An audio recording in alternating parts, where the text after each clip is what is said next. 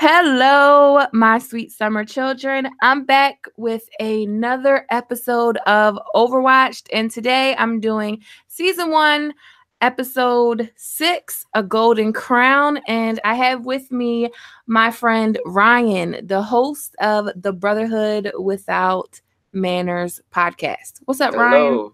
Thanks for having me on. Full disclosure, guys, I've been trying to get Ryan on my channel for a long time, but he lives in Ireland, so it has been hard with time zones. Or yeah, our internet comes from potatoes here, so it's very hard. Plus time zone. It's the time zones, not the potatoes. So let's jump right in. When the episode opens up, we have Ned, and he's like waking up from his milk of the poppy dream. He's all sweaty and gross. Yeah, he is.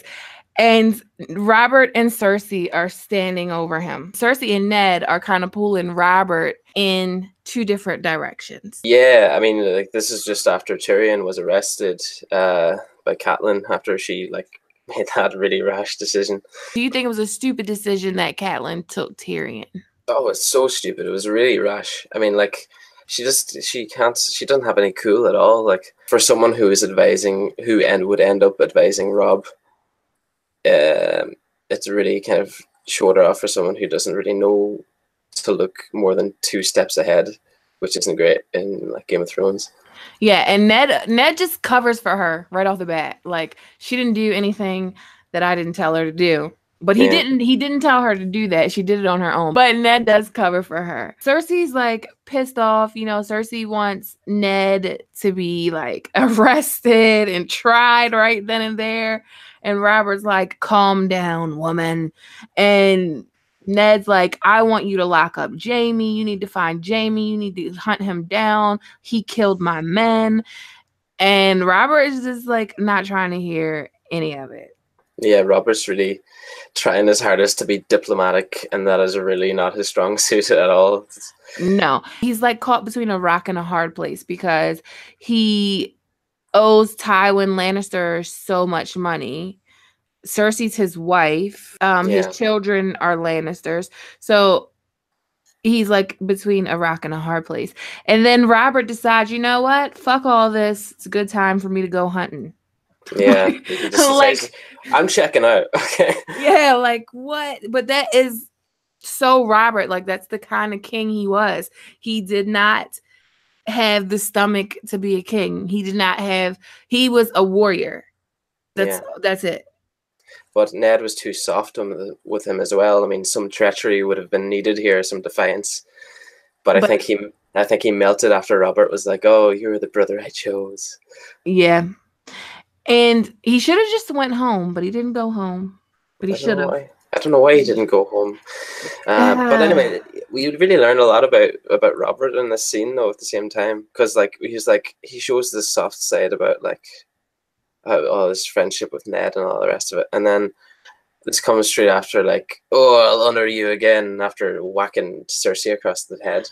Yeah, and even like as much as you hate Cersei, it's not like, I don't know. It's like, damn, why did you hit her? Yeah, even though really uncomfortable. Yeah, even though like could you imagine being Ned at that moment?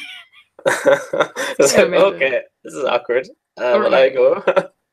He's just all like looking straight forward at the wall, like, But it's weird. Like, I see people getting beheaded and stabbed and all the rest of it in Game of Thrones, but I see, when I see someone get slapped like that by their partner, it's like, oh. Yeah, Jesus it's Christ. Awkward.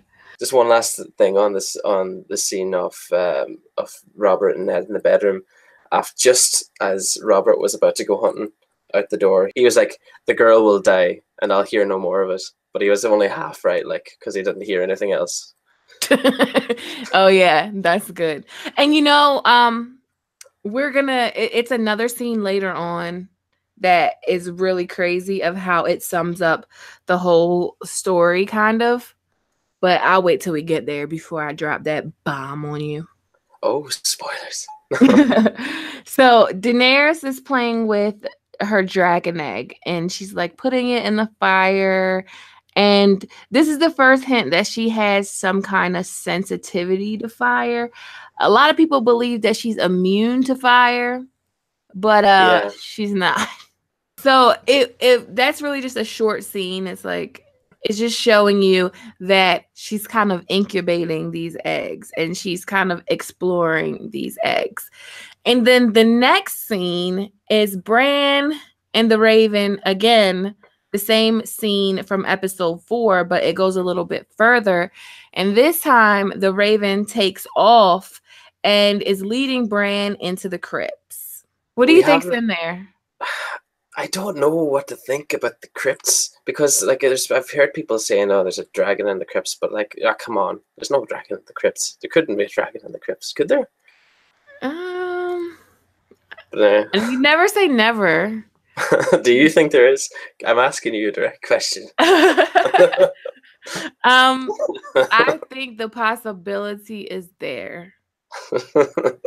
I do. I think there's been a lot of foreshadowing for there to be a dragon in the crypts of Winterfell, or something dragon related in the crypts of Winterfell. I think what's definitely in the crypts of Winterfell is like Lyanna Stark's statue or something. There might be something related to Lyanna there, or some proof related to Jon. Maybe Jon's heritage, like, because otherwise we're just going off Bran's word, that old book that Sam found, or Gilly found. True. So maybe, and I definitely don't think it's going to happen like that. Like his parentage reveal is going to happen like that in the books. So it's more of like a book thing. Do I think a dragon will pop out of the crypts in season 8? No. We've got all the dragons we're going to get. Yeah, we haven't got enough. They've they're cutting down on them at the moment, I think, to make room for more wolves. Oh, more wolves. I just want to see a giant wolf pack just come up, like the Vale soldiers came up during the Battle of Bastards. I just want to see like a giant wolf pack come up and just start ripping heads off. Do you think that's going to happen to the Nymeria's crew? Yes. Yes. I do. Well, they weren't there for fun, like, so. George said that, at least I know in the books, that George is planning to do something with the wolf pack. He said you don't create a giant wolf pack and leave it hanging out there on the wall. So he's planning something for it. Bran wakes up from his dream and Hodor is there. It's so weird seeing Hodor with no beard. Hodor. Yeah, he looks a lot younger. Yeah, the years weren't good to old Hodor in the north, were they? No, the winters were hard. So he comes in and he has the saddle that Tyrion designed for Bran.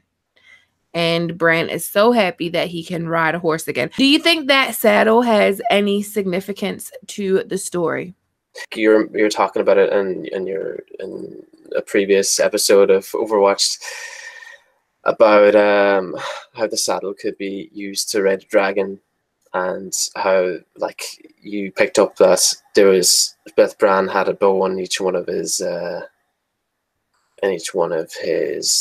green dreams. Or dreams.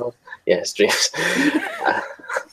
But yeah, like, he noticed that they put a lot of emphasis on it at the time. I know, like, it's season 1, but a lot of the stuff they laid down in season 1 they ended up picking up later. Yeah, one of those things. I'm definitely getting Weirwood Bow vibes from Bran. I just feel like Bran is not just there to like go back in time and find things out. He's going to be way more central. Yeah. And I would love to see him use that saddle. Even if that saddle is just used on a horse for him to escape Winterfell fast, or not have to rely on anybody or something like that. See, he doesn't really need to ride a dragon whenever he can just warg into them. Well, he might be able to warg into them. If he can warg into a dragon. Yeah, that's another if. Another unknown quantity. Yeah, true. But Theon and Robb are sitting down while Bran's riding around. So Theon is kind of telling Robb, like, I can't believe they did that to Ned. your father's not here. You're the Lord of Winterfell when he's not here. You need to go to war with the Lannisters and make them pay. And Rob's like, what do you want me to march on Castle Rock? And he's been very patronizing, isn't he? Yeah. And Rob is like, I don't want to say you kind of understand why Theon is the way that he is because of this one conversation. But imagine years of being somewhere where you're basically a captive and admiring the people that you're with and wanting to be with them, wanting to be one of them. And then they keep reminding you that you're not one of them. Yeah. Just constantly rejected. Yeah, that's how, because I feel like that's what Rob did. Well, this isn't your house, so don't worry about it. And he keeps, like, in fairness to Theon, he keeps trying. He keeps, like, trying to get through to him and trying to stay involved. He doesn't give up. Like, he shows a lot of moxie. Yeah. Like, so I think it kind of, years and years of treatment like that could, like, mentally mess you up. Yeah. And the actual advice that Theon's given is to be like to use like these bold fighting strokes, but Rob is exercising caution, and this is showing that like despite Rob's young age, he has a cool head. Yeah, but then he has no emotional maturity because he keeps making Theon feel bad. Yeah, exactly. When the scene goes on further, like when the wildlings attack Bran and Theon winds up killing the wildling or the guy that has Bran, Rob was pissed off. I didn't understand why Rob was pissed off. Rob might be a bit of a control freak, as he didn't have control of the situation and they had to rely on this. I like Rob. I think Rob was a very good... Rob made some mistakes, but for the most part, he was very good. He was a very good commander. So when the wildlings attack Bran, they say that they're going south as south gets. He said there ain't no White Walkers in Dorne. This is where Osha is introduced as well. Yes, this is where Osha is introduced. Oh, sorry, Osha. Osha. No, don't say Asha. Oh shit! Yeah, okay. Asha is Yara. I heard that the rule was like when you're writing a book, any characters, you're not supposed to use the same letter name. So like if you have a John, then you can't have a Jacob or a Jackson or a Jefferson. Like if you have a John, you shouldn't use any other J names. That's that's what I heard. Like the rule of thumb is, but every second character in season 1 is called Rob, aren't they? Right. And how many Aegons are there? Jeez. Oh my god, too many. Okay. No White Walkers in Dorne. They're trying to get to Dorne, but the thing is that the wildlings, this is the first clue that we have that the wildlings know that the White Walkers exist and they're back. As you said, their full intention was going as far south as south gets, and I bet the Osha regrets running into Bran now at this stage. Dead. Yes. She really didn't follow through in that. No, she failed. So in the next scene, which is a scene in the Vale, Tyrion is in the sky cells and he's like he's sleeping and he like almost falls off the side. And it's because those cells are like on a slant where you can never be comfortable. And he's like telling Mord, like, do you want some gold? And Mord just like, you want free? Go be free. Like just jump. I love Mord. He's so sassy. Yeah, he is. But that really doesn't pick up until later in the episode. But one of the best scenes in the entire episode was Arya and Syrio. Yes, there's a lot of like really memorable stuff in this. Like every scene with Syrio Farrell is full of all these really gems, all these wonderful lines. Do you think Syrio is Jaqen? I don't think so. I think he's just another person who happens to be from, well, I don't know where Jaqen's from, but he's just another person who happens to be based out of Braavos. Yeah. So what do you make of the line that Syrio asks Arya if she believes in God? And Arya says the old and the new. And he says there's only one God and his name is death. I mean, he is from Braavos. There's some awareness of the House of Black and White amongst like the people who are from there, who were brought up there. Yeah, you don't have to be a faceless man to worship there either. Yeah, Yeah. So I think it might have just been in the ether. Like, I think it might have just been, it's part of his upbringing, really. And he might have just been like the first part of that sort of culture that she experienced. So I don't think he is Jackin, because Okay. I don't know. No matter how good you are at fighting with swords, he had a stub of a stick. But that was much there. Another gem. He says, if you're fighting with your troubles, if you're with your troubles when fighting happens, there's more trouble for you. And I was wondering, I love like, yeah, but obviously there's no trouble related to her family or anything like that when she was off training with the Faceless Men, but now she's back along with her troubles.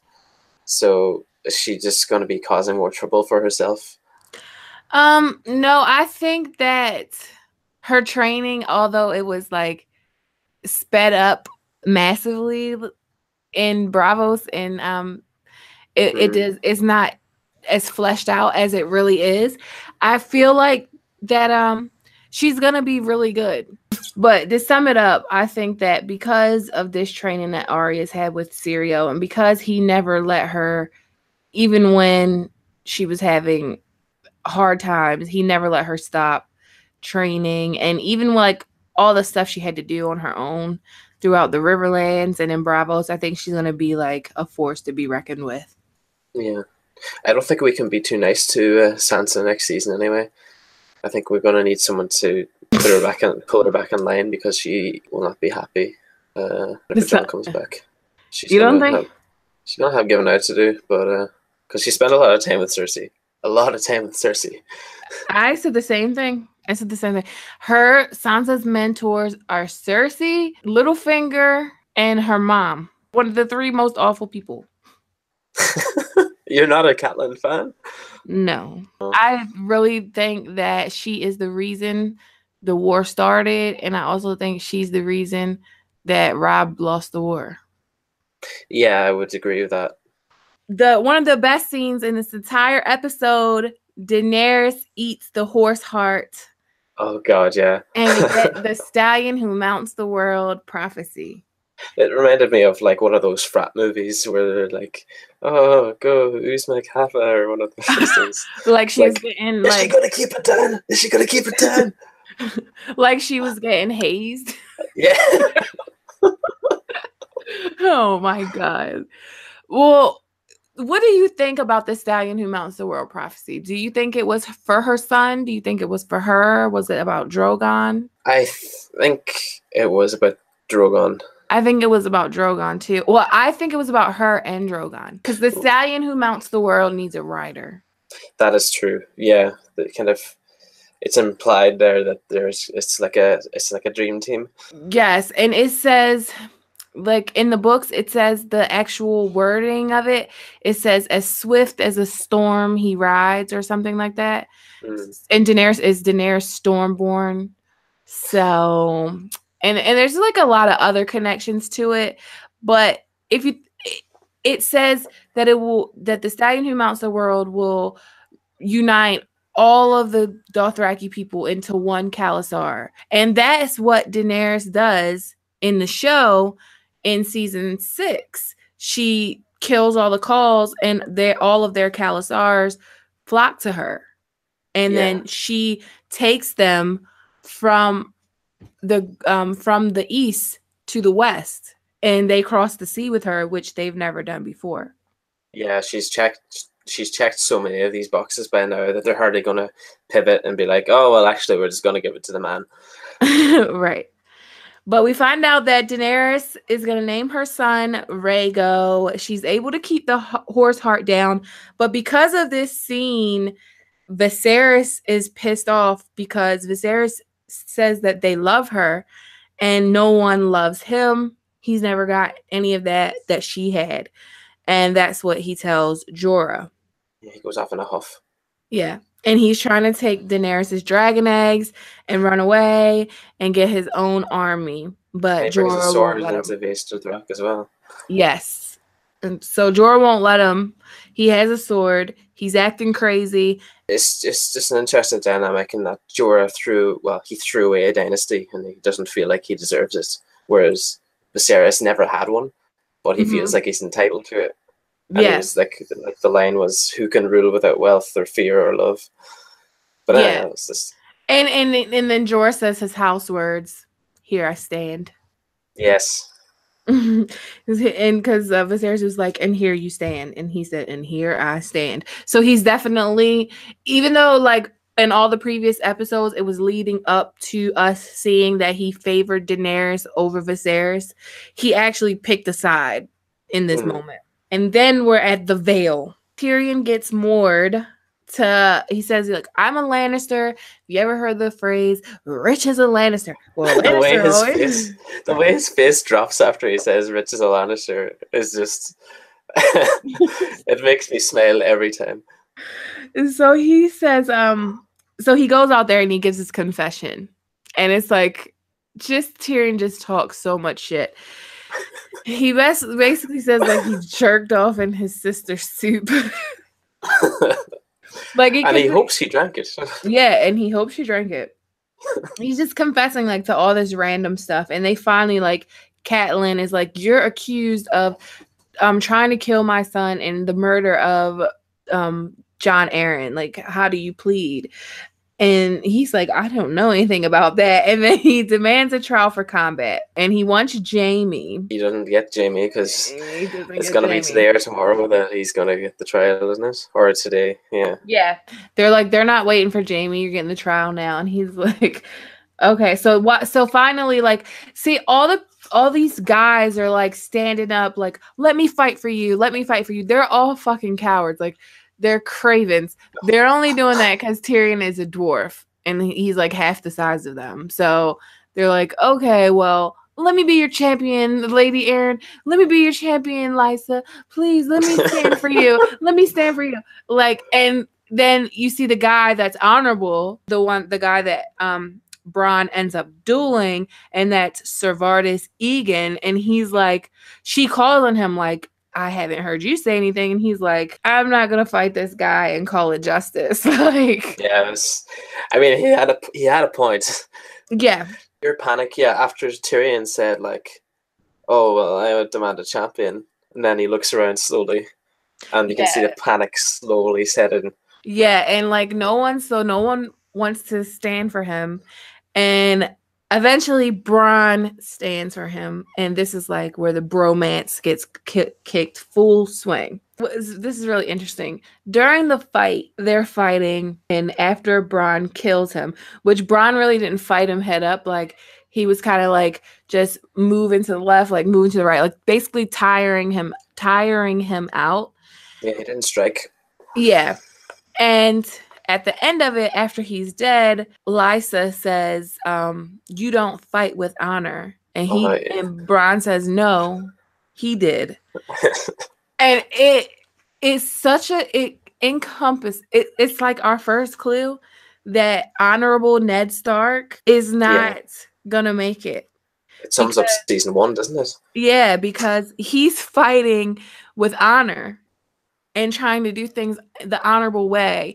And none of his opponents are playing that way. Everyone's cheating and being sneaky and underhanded. That is true. That is very true. So Tyrion gets free. And what was that in Rob Aaron's hand? Was it like a little spoon for soup or something? Is that like a little hook, or he was like pointing it at them during the fight? I don't know. It's probably a nipple holder for his mouth. I don't know.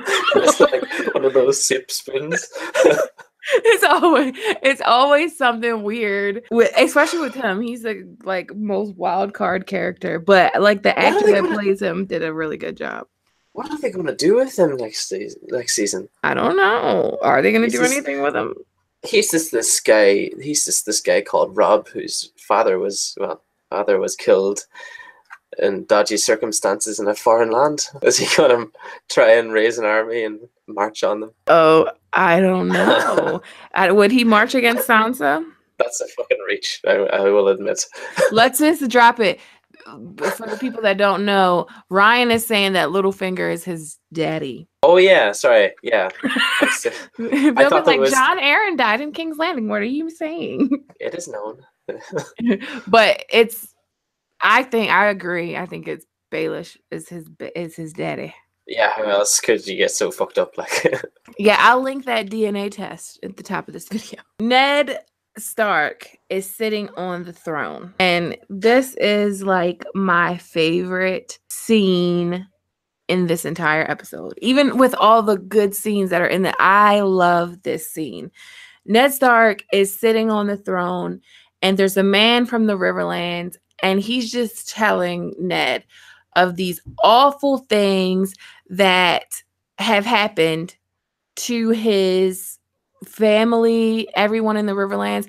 The mountain has came to the Riverlands and let everybody in the Riverlands know that Lannisters pay their debts. So because Tyrion was taken, he sent the mountain to the Riverlands. They've butchered people, burned their houses down, covered their kids in pig shit and lit them on fire. Just all these crazy things.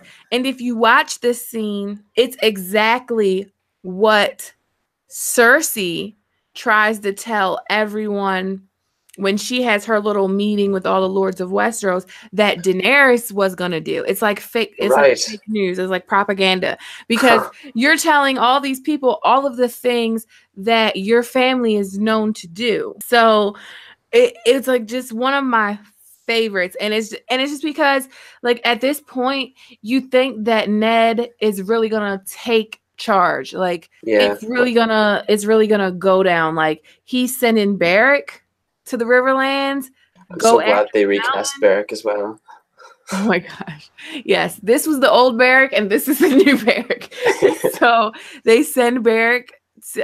He sends Beric after the mountain. He's like, root him out, bring him back. He's planning to have him executed, ordered to death, and stripped of his knighthood. I'm sure he'll be very disappointed about the knighthood when he's dead, right? But yeah, like that matters. Yeah, he said ordered to death first, right, and then stripped off his knighthood afterwards. It's like what happened in that order. Classic Ned.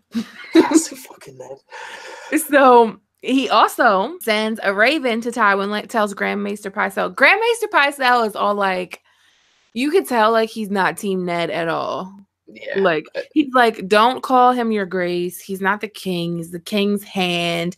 And why would the Lannisters why would Tywin do this?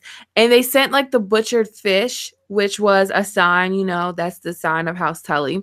Tells the Grand Maester Pycelle to send a raven to Tywin and tell him to come to King's Landing and answer for the crimes of his bannermen. Serious power play by Ned. I mean, how long was he on the throne at this point? Half an hour? And he's already like starting wars. Yeah, he's been on the throne for half an hour. It's not even warm.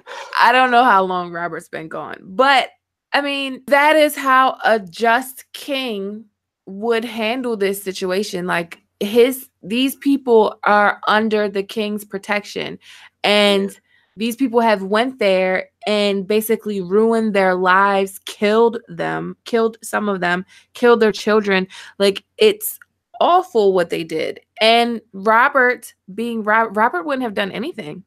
No, he wouldn't have. He would have just let it go, because that's like, as was shown earlier on in the episode when he went off for a hunt after he was faced with a difficult decision. Yeah. And like Littlefinger's reaction in this was really kind of sums up Littlefinger, because he was doing the little creepy whisper stirring shit all the time, telling Ned, "Oh yeah, well, what do you think happened? Well, what's going on here?" And then afterwards he's like, "Oh, well, that was a bold move." Right. And he's leading him into questions, like he's asking him questions that he already knows the answers to.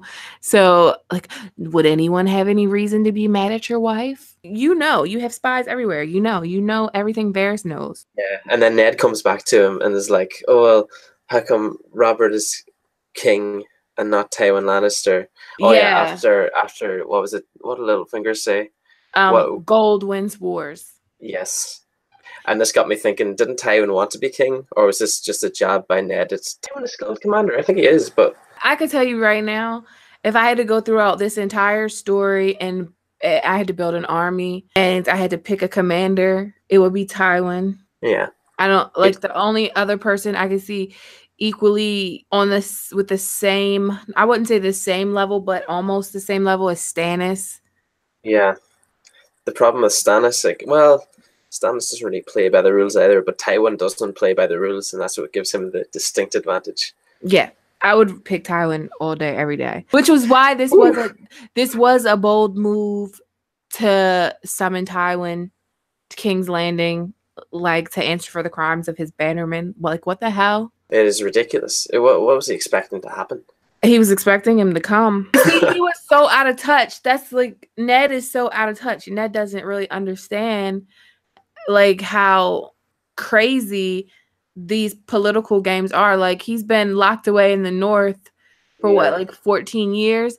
Cold air's got to him. Yeah.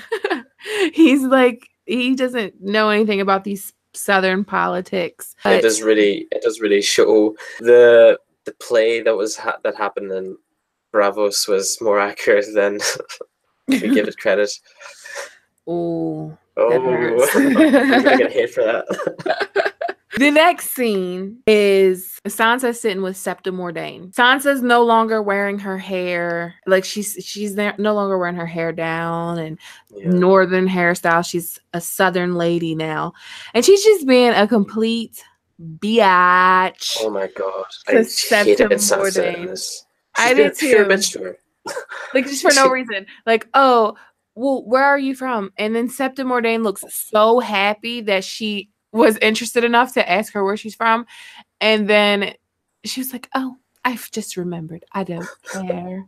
It's like fucking Mean Girls or something. I don't know. Yeah, like Joffrey's really rubbing off on her.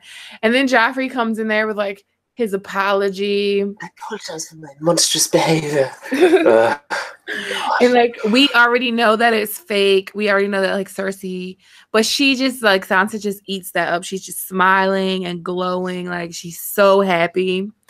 Did Cersei do this to pressure Ned to stay? Probably. Do you think she's that smart? I think she is. Well, Cersei told him that he needed to apologize to her for the stuff in the Riverlands. Like, I think it was episode 2. Yeah. Episode 2 okay. or 3. That's way too far ahead then. So. It might have been 3. Episode 3. He told her, she told Joffrey, you'll make peace with Sansa. And he was like, I don't want to. She was like, an apology will save you a lot of headache in the long run. So, she was right, I guess. Yeah. But in the North, Rouge is leaving, and she's leaving because she said all these people are going to be coming to war, and half of them are not coming back. She wanted Dala. And Theon wants to see her privates. There's one last look. Rouge is going to King's Landing, and that's really nothing really to that scene. Not really. I don't really get why that was. That just to kind of point out the cultural context and what was going on in the world. Yeah, and kind of make Theon into a ladies' man. Yeah. Oh God, yeah. The really important scene, Ned, Arya, and Sansa. And Ned is telling them that they're going back to Winterfell. And Arya's like, oh, well, can Syrio come?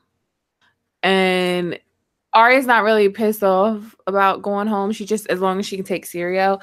But Sansa is like devastated, and she's like, no. I want to be with Joffrey. We'll have golden lions with golden hair. And this makes Ned pick up that book. I think Arya said, he's not a lion, he's a stag.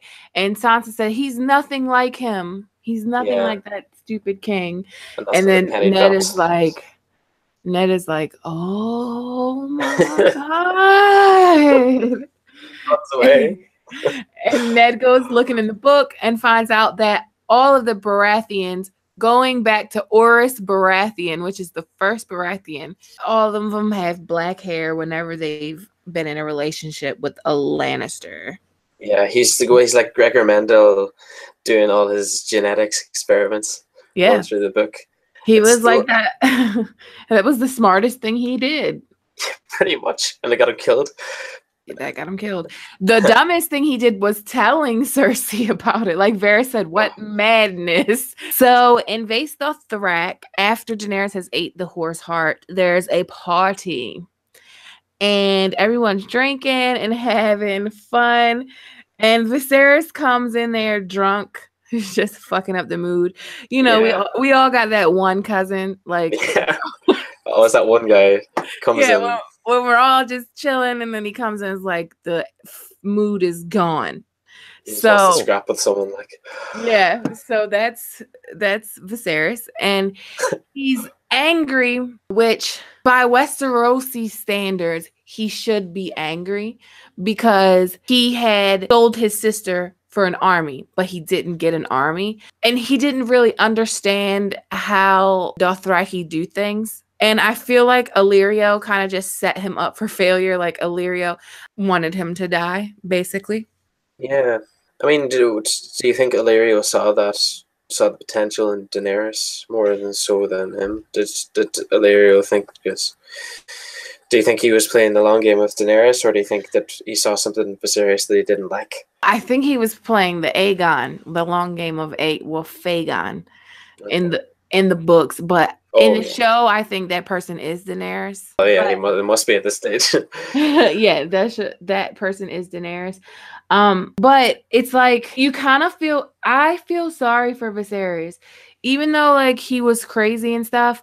Like even earlier in this show, in this episode, like you see why he is the way that he is, and that's a big thing for me when you're talking about a character is what makes this person this way. Like a lot of people don't like Jaime Lannister, and I really like Jaime Lannister, and I think it's just because that I kind of take the time to see why a person is this way.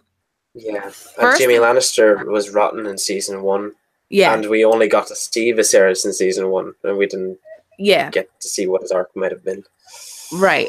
And Viserys is like when he's talking to Jorah, he's like, I've had this dynasty on my back since I was 5. He doesn't have his mom. He doesn't have his dad. It's just his sister that he should marry. He's had to sell basically to try to he's sold everything that they've had to keep them going. And then he had to sell basically his sister wife because she would have married. They would have been husband and wife. And he's had to sell her. And then he's dragged all through the desert and made to look like a fool, even though like he bears some responsibility for that. Yeah. It still makes you feel pity for him. He's still a young man. He's still immature. He's still like, well, this isn't fair. Right. And I think we all had straps like that at some point. Even might have been more prone to them. Yeah. And then like when Daenerys tells him, like he said he'll give you a golden crown that the world will tremble to look upon. Yeah. And he's like, oh, well, that's all I wanted. Like all I ever wanted was what was promised. Yeah. And I'm like, you fucking fool. He wasn't long sobering up after that now. So you can't spill blood in Vaes Dothrak. You can't have a sword. Viserys has a sword. And it's very disrespectful to their gods because it's a sacred city. So, yeah, he was probably killed for threatening Daenerys, but part of it was also because he brought a sword into Vaes Dothrak. And they gave him a golden crown. And Daenerys says, fire cannot kill a dragon. That was just my favorite death in all of Game of Thrones. I mean, it's very gory. Yeah. That's not it. I like that a rotten person got their comeuppance. I know, even though after everything we were talking about it being understandable and feel sorry for him and all the rest of it. Yeah. But, no. I was glad when he was out of here. I was glad that because I do feel like he tormented Daenerys. I feel like he tormented her. And like he doesn't get a pass for that. But it's like, okay, well, he is bratty and he is entitled and he is immature and he is cruel because of these things. So it just kind of makes you understand that he's not just a cruel person. But like that doesn't give him a pass. Like Ramsay Bolton, I'm sure he had like a freaked up childhood, but he doesn't get a pass. Like you don't get a pass to treat people like shit. So let's sum this episode up. Like, what was your favorite scene in this episode? My favorite scene in the episode was, I'm going to be really immature and say that it's the scene where Mord's face dropped. I just see him do the mental math, expecting steam to come out of his ears. And it's just the scene, the whole aesthetic of it reminded me of like when I was younger playing PlayStation games. Like, I don't know if you've ever played, did you have PS2 when you were growing up? No. No? Well, okay. Well, it's going to go way over your head. It just reminded me of this game called Ratchet & Clank 2, where you're like in a prison ship flying through the sky and you had to not fall off the edge. Oh, okay. But anyway, that's just... Anyway, so that's like it was nostalgia rather than anything nostalgia. To do with Game of Thrones. Well, my favorite was definitely Ned putting his foot down, like, bring the mountain back here, bring Tywin back here. I can't restore your dead to life, but I will give you justice in the name of our king. It's where Ned's kind of, he puts his foot down, but he also like puts his foot down on his own neck. Yeah, that's the sad part. But if you're watching it and like if you're rewatching it, then of course you know what happens with that. But if you're just watching it for the first time, you're like, and your Team Stark, and you're like, yes. He's doing it. He's taking control, and then you're like, oh, yeah, don't get comfortable. Yeah, well, if you're watching this, if you're rewatching this with someone who's watching it for the first time, just try not to give away any emotion. Yeah. At any point during this. Thank you for coming, and Thank you for oh, no problem. Let the people know where they can find your podcast. Yeah, you can find us. You can find us on iTunes, Brotherhood Without Manners. You can find us on Twitter at Brotherhood Pod. We'll reply to everything you sent us there, and you can find us on Facebook as well if you just search Brotherhood Without Manners. I will link all of his links at the bottom of the page. Make sure you check him out. As always, thanks for watching. Thanks to everyone that supports me on Patreon. If you like this video, please give it a thumbs up. Please click that subscribe button, hit that notification bell, and join the Sweet Summer family. Okay, my sweet summer children, have a good day.